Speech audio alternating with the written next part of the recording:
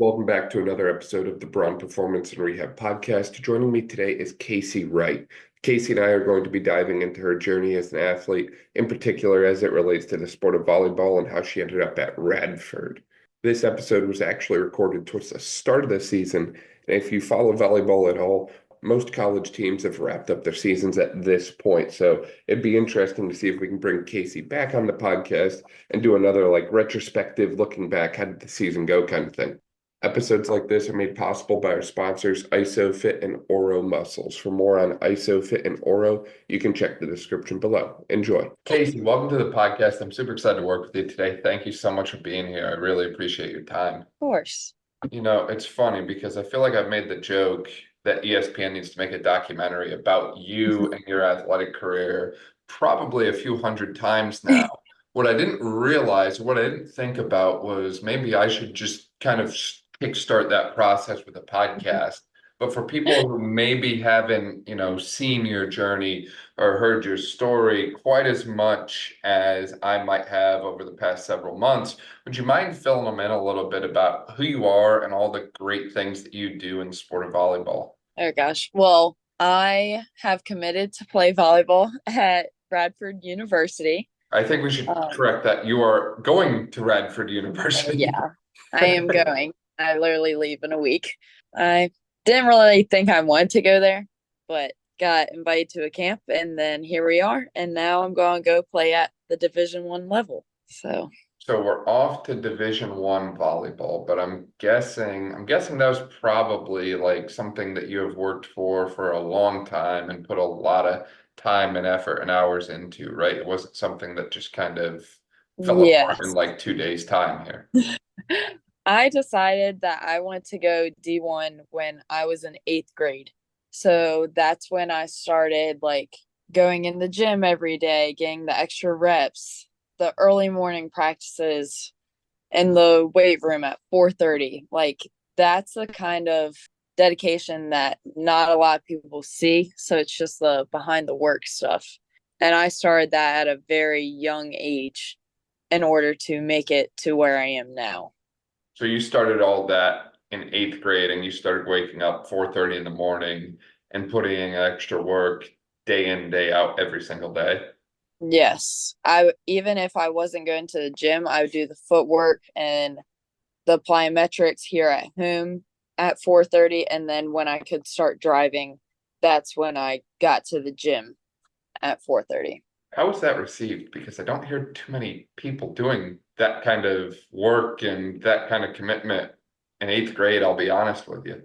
I don't know. It's something where from a small town, you don't hear about people going D1. No one from Hollygrove had gone D1 in their sport. And that's when I started to dedicate pretty much all my time to just practicing day in and day out. Because that at the end of the day, I knew I wanted to go D1. Right. So it sounds like you had this goal, for lack of a better way to put it. You had this end goal or something that you wanted to work towards from a pretty young age in 8th grade. You knew you wanted to go D1, and it seems like once you made that decision, you had some kind of unwavering commitment, for lack of a better way to put it, where you started to show up every single day and put in a lot of extra time and extra hours in order to work to get there. Yes.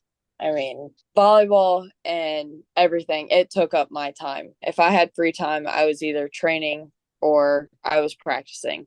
Taking it back even a little bit further than that, where did that volleyball sport come into your life? What, when, how did we even get involved in volleyball in the first place? Or was 8th grade kind of our first exposure to that? Well, I actually always told my mom that I would never play volleyball, that I hated volleyball, and that I will play every other sport besides volleyball because I just did not like it because I was into horseback riding. And then it was one day she made me go to this volleyball clinic. I didn't have a choice. She had already signed me up. She had already paid, so I had to go. And it was at the Worcester County Rec Center, and the coach of Holly Grove was running it, David Burkhead, and he like pretty much attached to me that clinic. And ever since then, like I was like, all right, I'm playing volleyball now because he saw something in me. And then from a young age, I was 7 at the time. He had me coming to the high school practices, getting extra reps with me. And from that point on, I didn't do like horseback riding or gymnastics, which I was into when I was young. I didn't do any of that anymore and quit everything to focus on volleyball. It's funny how we like to think we know what we're going to do in the future or what we're not going to do in the future.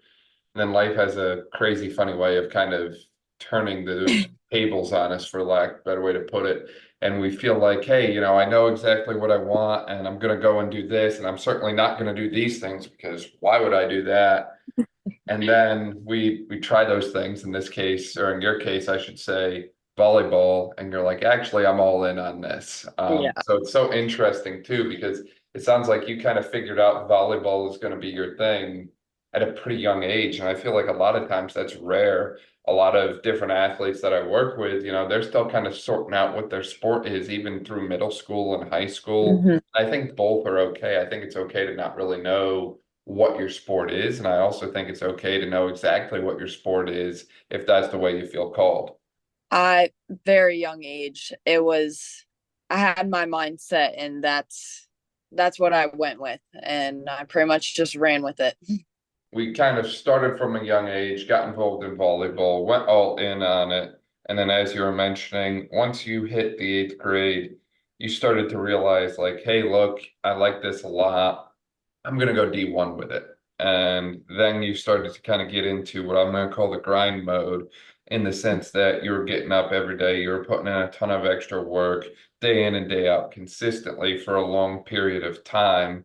And then on top of that, I'd imagine it was just crazy amounts of volleyball practice, Yeah. travel, and all of that kind of life as well, correct? Yes. Practices were at least 3 hours, 2 to 3 times a week. And then you were gone every weekend due to traveling for tournaments. Do you feel like that was enough or was it too much? Or At times, I thought it was a lot because, I mean, it took up every time or like any free time I had. So it was like if my friends like wanted to do something, I was like, no, I have volleyball. Like I have to stick to it or whatever. So it wasn't too much, but sometimes it was like I wanted a break. interesting to hear that, because a lot of times people and athletes, I feel like, have this belief that they'll get to, whatever their end goal or destination is, hypothetically speaking. Let's say it's a high level sport, kind of like you're talking about, like D1 sport. They feel like they'll make it there, but they take a lot of time off and they don't do a lot of the practice, or they don't do the extra workouts, and they don't do a lot of the extra things that way. And I think there's always like that genetic exception that can make it happen, but I'm finding more and more the majority of the time, those of you, you included in that quote unquote make it, you put in so many extra hours and so much extra time and practice and that sort of thing. And it's really not an overnight success kind of story. It's, there was thousands and thousands of hours year after year put into getting us here. Yes. I mean, there was definitely times where it was like D1 is not the place for me just because like how much dedication it was, and I was like, maybe I do want a break, maybe I want to take a step back. But then like I would think back like D1 has been my end goal, and this was last year I was thinking about just not going D1, like picking a D3 school that was interested. And so then I would still be playing, but it wouldn't be all the time. Like there's a difference between D1 and D3. But at the end of the day, I chose D1 because one, I've worked so hard for it. Two, I kind of just want to prove people wrong that coming from a small town, like you can go D1 in a sport if you really want to. I think that it's common for people to have these kind of questions or doubts as they go along their journey, right? Like, I think that we have our goal, and as we are pursuing it, life has a crazy way of putting obstacles in our path that kind of make us look at things and question them a little bit and say, like, is this still worth it? Am I still on the right path? Do I need to detour or do I need to keep going? And I think that that's something that I'm finding more and more across the spectrum with athletes that I work with is, some of them are seeing me because that obstacle was a serious injury. And sometimes the obstacles are things that are a little bit outside of my scope. You said that you've had the doubts that way and you decided to go D1 and you're fully committed and all in at this point. But has there been anything, over the past several years for you that is really kind of like acted as like a barrier or a challenge or, different things that way that have kind of caught you off guard on this kind of little life journey and athletic journey that you've been on? Personally, well, thank God I haven't had any injuries, but I do struggle with like anxiety and stuff. So being on the court, like I'll get a lot of anxiety just because like I don't like being in front of people or stuff like that. It works me up a lot. So that when I found out I had anxiety, that was almost like, do I stop playing now? Because it was just causing so much of my anxiety. I don't know. I had to work through that in a lot of ways and just like push through because now, yeah, do I still get anxiety when I'm playing? Yes, but I'm doing the sport that I love. So it's just kind of like equals out. So kind of like more of a mental struggle than a physical Yeah. in your case. And it took, some different avenues and paths and kind of finding ways to best manage that in order for you to continue to perform at the level that you want. Yes. Volleyball is definitely a mental and a physical game.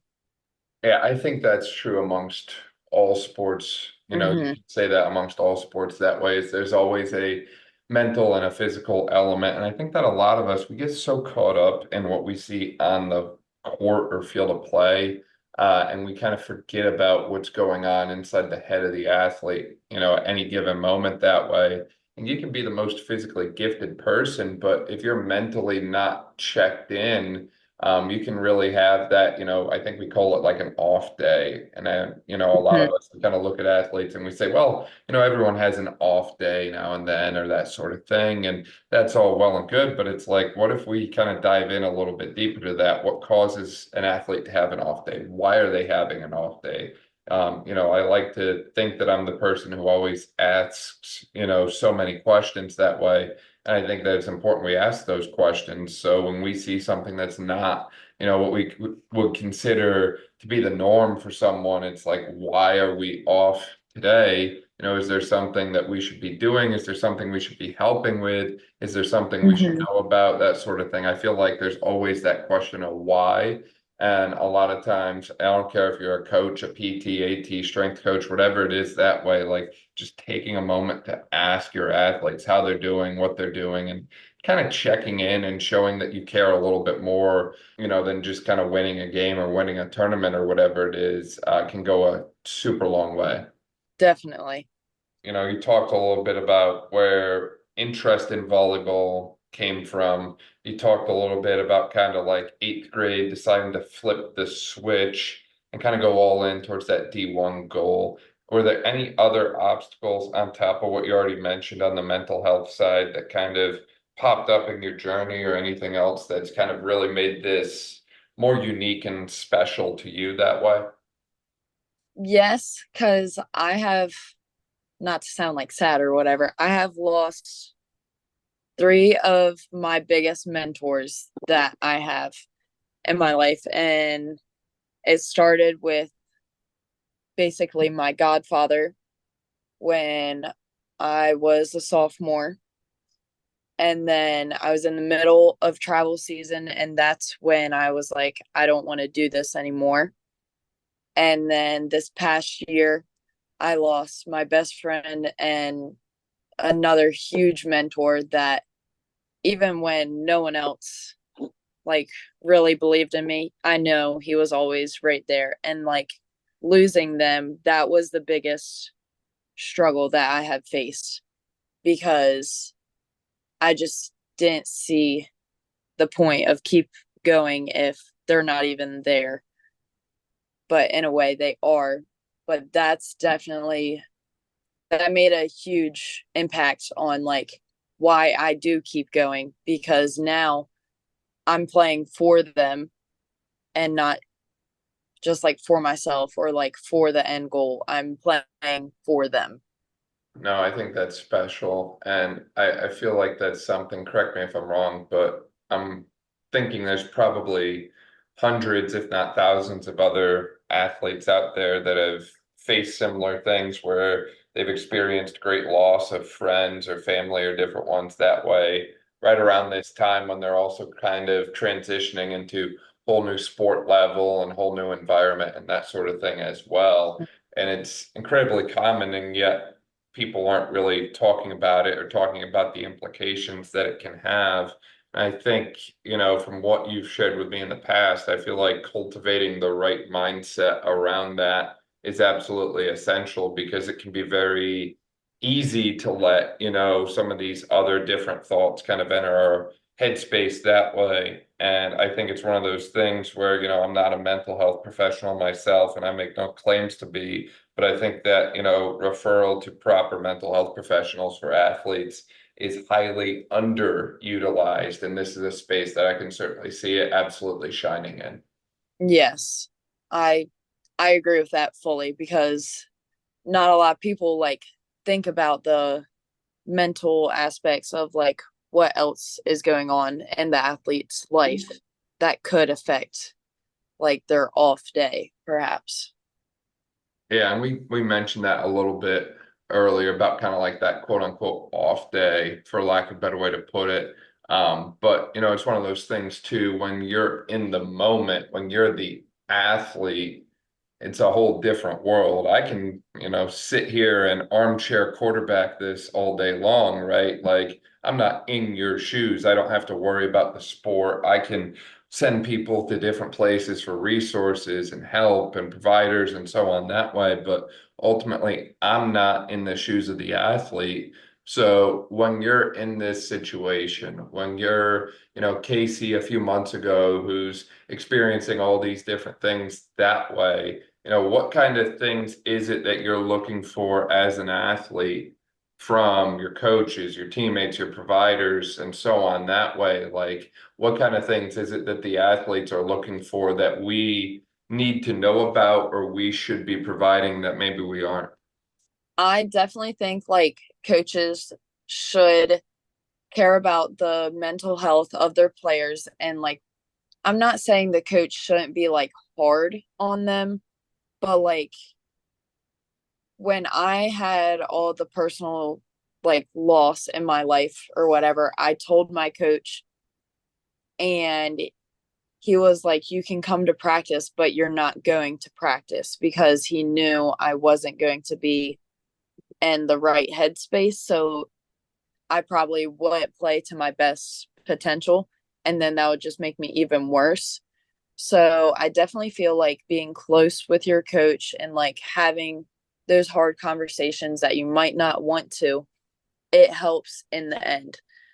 I I had an amazing coach that I mean, I was with my entire volleyball career. So it came easy to me and like he could tell when something was off, but he also pushed me to my absolute limits. So I think finding the happy medium of like pushing you until like you don't feel like you can go anymore. But then when you have something going on in your life that they will let you take a break and just take a step back for a little bit. So it kind of comes back to the importance of having that relation with the coach that you're working with and having them be able to understand when to push you versus when to kind of, pull back on the reins, so to speak. Yeah. And I'm not like, I love being like pushed to my absolute limits. Like, I don't want any coach to take it easy on me. Like, even though when I was sitting out for those couple practices, I hated it because I wanted to be out there on the court. But I also knew at the end of the day that it probably wasn't going to be the best for me because I would just get in my head and then it would just be a downhill spiral from there. So my coach pushed me to honestly tell me no, that I'm not allowed to practice, that I need a break and like actually focus on everything else around me besides volleyball for a little bit. I think it's essential to, recognize that, while sports are certainly, very important and, a mainstay for a lot of people that way, it's also one of those things where we kind of have to remember that athletes also have a life outside of sport and that, athletes are just as much of a human and person as much as any of the rest of us. So while I think it's easy and quick for us to get kind of caught up in those on-field things, or like I said before about winning and different things that way, it's also like we have to acknowledge that we're working with a person and we kind of have to have that person first mindset, I believe. Yes. I agree with that. And like having the relationship with your coach. I mean, like I said, I was very close with my coach, so he knew like what my emotions were, like what I was going through exactly. So that's when he put like me as a person and not as an athlete first. It almost sounds like volleyball and having a team kind of environment kind of became the outlet for you. Yes. I relied on volleyball a lot, not only as like for me and like helping my goal, but like it was a distraction at times to just get away. Like I knew when I was playing volleyball that I had like 3 hours of I'm not worrying about anything else. Yeah, other things could be going on in my mind, but in the present, I was there playing volleyball. I had to be there for my team. I had to pick up my team and I had to put in the work. Do you find it's difficult to be kind of present in the moment when you can have so many of these other lifestyle factors kind of playing into things? Or is that something that you felt, was almost more natural to you? And if it was something that you had to work on, how did you kind of develop that strategy and the ability to kind of hone in on the moment? I definitely will say that it was very difficult for me, but I'm also the type of person to always put others before myself and like not have anyone worry about me.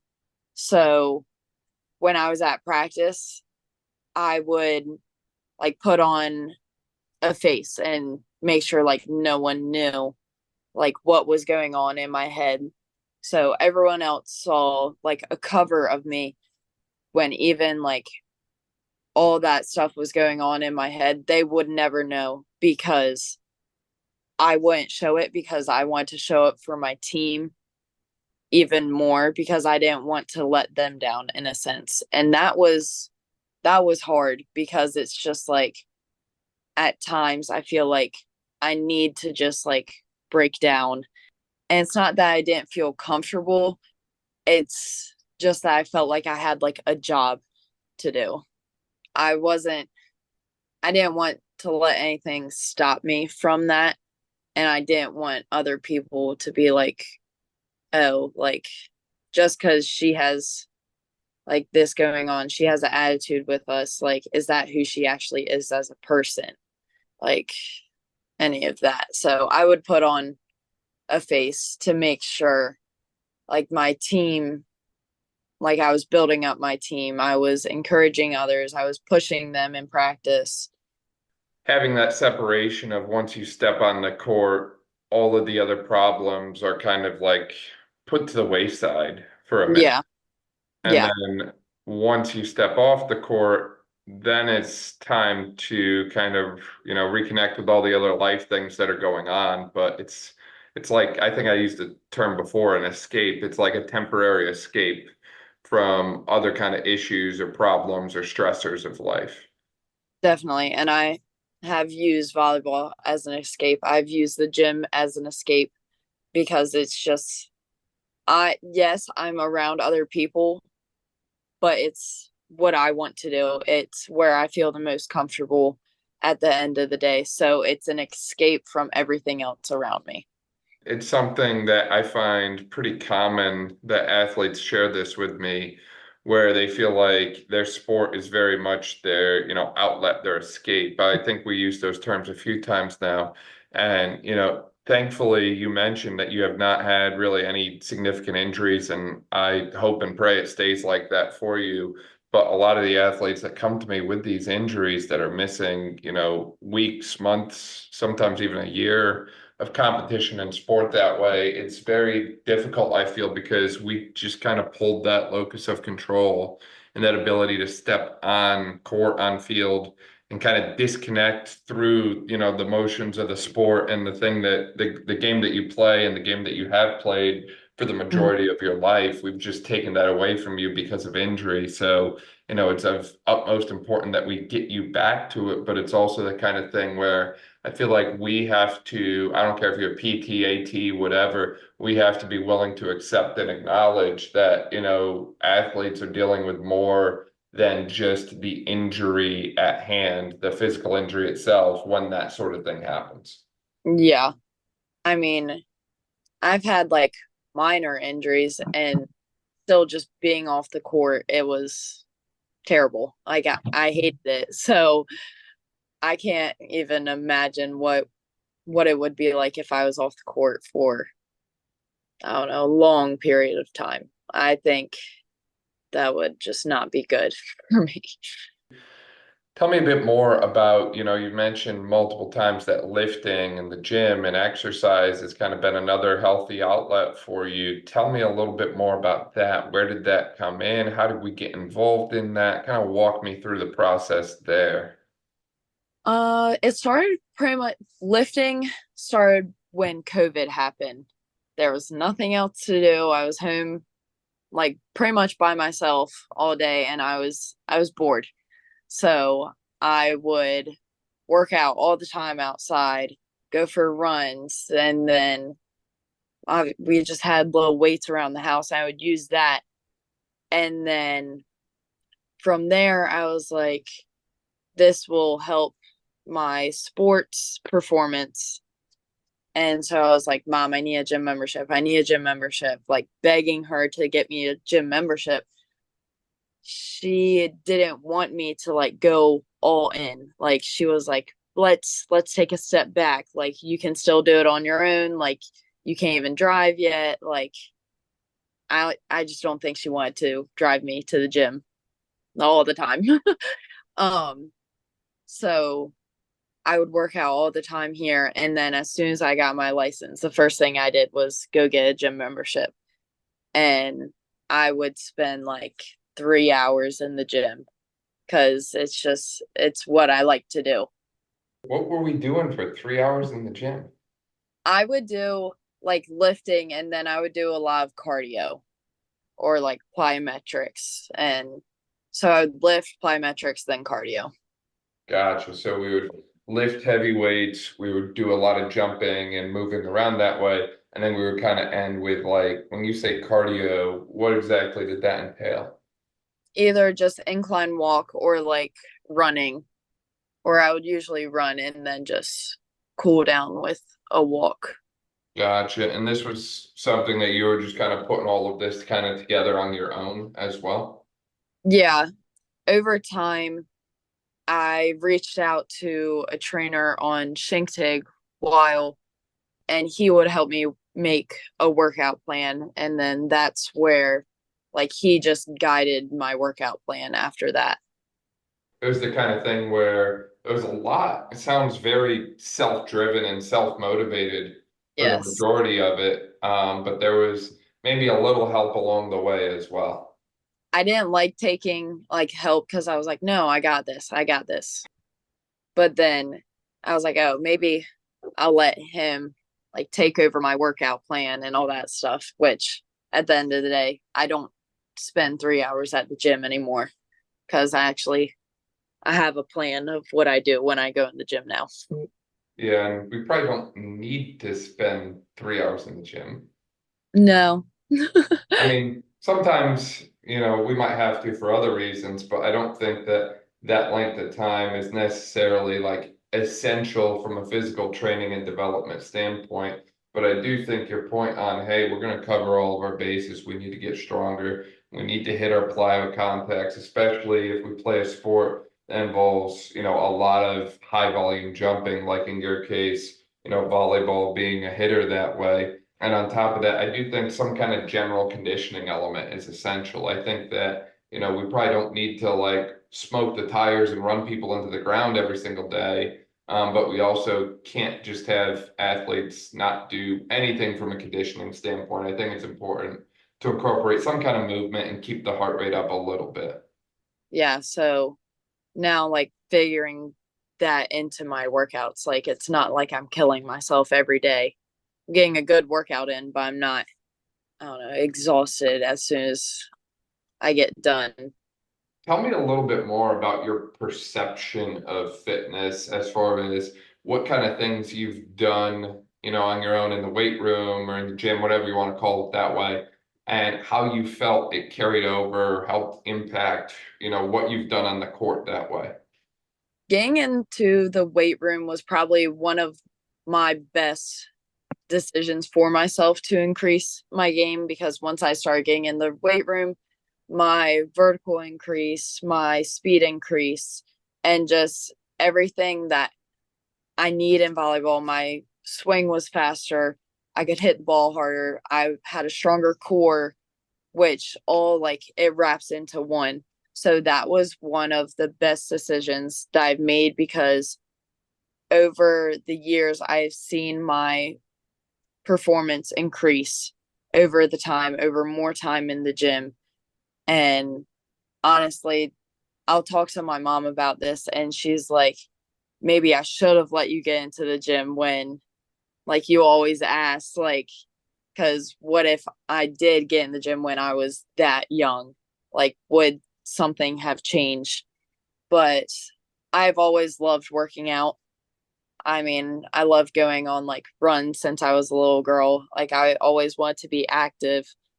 The working out, like, I could work out all the time because I like it, but it's also helping me with my performance in volleyball. So you found that, putting in the time on the weight room side of things had really good carryover to what you do from a volleyball standpoint. And Mm. that the more you did there from, hey, the stronger I get, or, hey, I used to be able to do this, now I can do all that. The more you progressed, I guess I should say, in the weight room, the more you saw the progression in volleyball as well. And I think going back to something you mentioned a long time ago in this recording is, you know, you were very consistent about it for a very long time. I like to think that that's kind of the quote unquote secret sauce, if you want to call it that, the physical progress is. I think a lot of athletes are looking for that quick, flip the switch and bam, all the results are there. But it doesn't work like that, unfortunately. You have to put, long sustained amount of time in order to get those results, but you also have to keep showing up. You can't just up and take a month off and expect to, somehow magically keep all the progress that you've made. You have to kind of continue to keep working on it regularly. Yeah.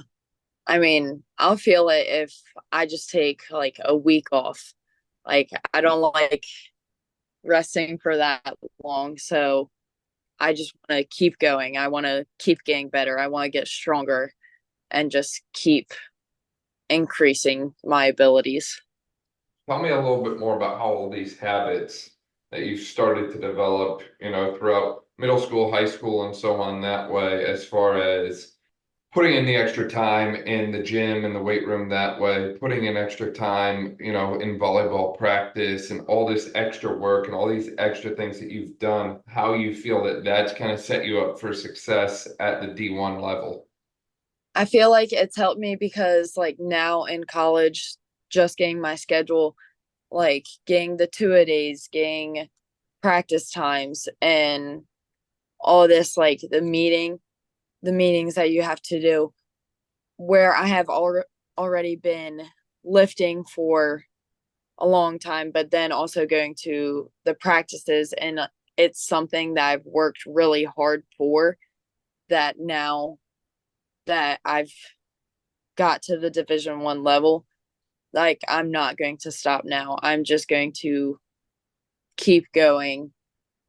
At the end of the day, time management, that's going to be a big thing. But where I've done that for so many years, I feel like I'm pretty well prepared for college. Do you feel like all that extra work that you've put in has made you appreciate the moment even more? Yes, because now I feel like I showed up when some people don't. Some people just are like, oh, okay, maybe I could go somewhere else and still play, but it's not D1. Like, and there's nothing wrong with that at all. It's just something that I wanted for myself. I wanted to push myself to the limit and go D1. So now I've put in so much work over the years, and now it's just like I've got to where I want that. I'm not going to stop putting in the work, but it's not like I have to be the best at this, the best at this, because now I'm just going to keep learning and keep progressing. But it's not like I have to kill myself like every hour in the gym, like every rep, like all that. It's like a reward now.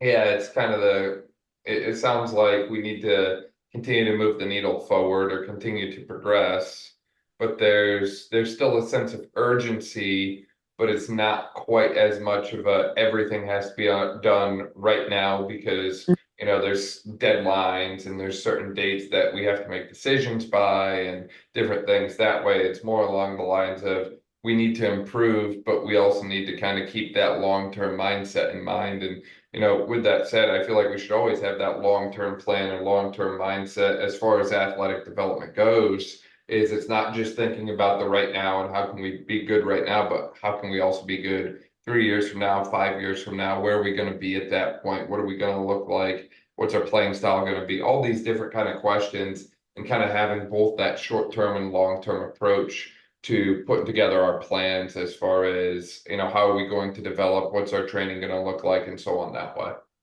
Yeah. So, I mean, I have no idea what college is going to bring me. It's going to be a whole different level, something that I can say I'm prepared for, and I think I'm prepared for. But the 2 a days, that's going to be 2 a days plus practice and class. That's just going to be something I'm not used to, but something that I'm ready to take on. I was going to say, we sound like we're a mix of both excited and nervous Oh, right yeah. now. Do you feel like that's kind of the general consensus of athletes going to D1 sports for the first time? Yeah. Especially like coming in as a freshman, you're going to be practicing with everyone else who has been on the team. So you're going to be nervous and excited. It's something too that I think is very common amongst many athletes who are starting D1, like I mentioned, but it's also a lot different when I feel like someone like you is saying it and not me, who's never played D1, versus you, who's like, well, I'm literally about to start playing D1 in like, less than a week at this point, and I'm excited for it, but I'm nervous. I've got a lot on my mind. I've got a lot I'm thinking about. Like, it's a very complicated picture, I guess I'll say. Yeah. It's a lot to do in a short amount of time. How do you feel like you're going to do at this level? Do you feel like you've put in enough from a prep standpoint? And if not, what kind of things would you do differently, if anything, in order to get to this point or continue progressing forward? I don't think I would change anything really, because I mean, I already put in a lot of work like on my own time, but still juggling my personal life. So I don't think I would change anything. There's some points where I feel like I'm may not be prepared with like the higher competition of everything, and like just comparing myself. Everyone else is coming from big cities. Like, I don't know, volleyball is not very big around here. Like, you usually have to travel to go find like big places with volleyball. So, I mean, thank goodness my coach made the club here. But other than that, I would have to either travel to Delaware or Virginia Beach. So, where most of my teammates already have that experience of like being like playing at a high competition all the time, I feel like I may be behind in that aspect. It's one of those things where you kind of feel like the level of competition that you're facing, the better you play against as far as their level early on, the better off you're going to be when you get to that kind of highest level where it's all the best of the best, so to speak. Yeah, like I've played at high competition, but not all the time. So it's kind of just a mix. And now going D1, it's a high level all the time, high competition all the time. So you don't really get like the easy games. Like, I don't know, you're not going to find that if you're playing up against a Division 1 school. It sounds like you don't expect to really have an off day, so to speak, but it also sounds like you haven't really taken an off day in about 4 or 5 years. No, I really have not, because I've worked so hard for it. And it's just like, I don't want to take an off day. I want to keep going. I just want to take or use all the time that I have to keep going. Yeah, now I'm at the Division 1 level. There's not going to be an off day because I'm pushing myself every day. Is there any kind of closing thoughts or closing remarks or anything you'd want to share with the athletes, coaches, and so on that way who might be listening to your journey here? If there's like younger athletes listening to it, I would just say, if you have a goal, like, don't like get distracted from the goal. Keep going, and just until you've reached your goal, that's when you can be like, oh, I've made it. Like, be proud of yourself for once. I don't know. I would definitely just say keep going, keep putting in the work. Casey, for people who want to find out more about you and keep up to date with your volleyball journey, where can they find you at? My Instagram, just look up Casey Wright. I should pop up, and you'll see that my Bradford commitment is out there. So if you see that, you know it's me. Yeah, so we'll link to that in the description below too. That way, if you didn't quite catch that, you can just click there. Casey, this was awesome. I really appreciate your time. Thank you so much for being here. Thank you.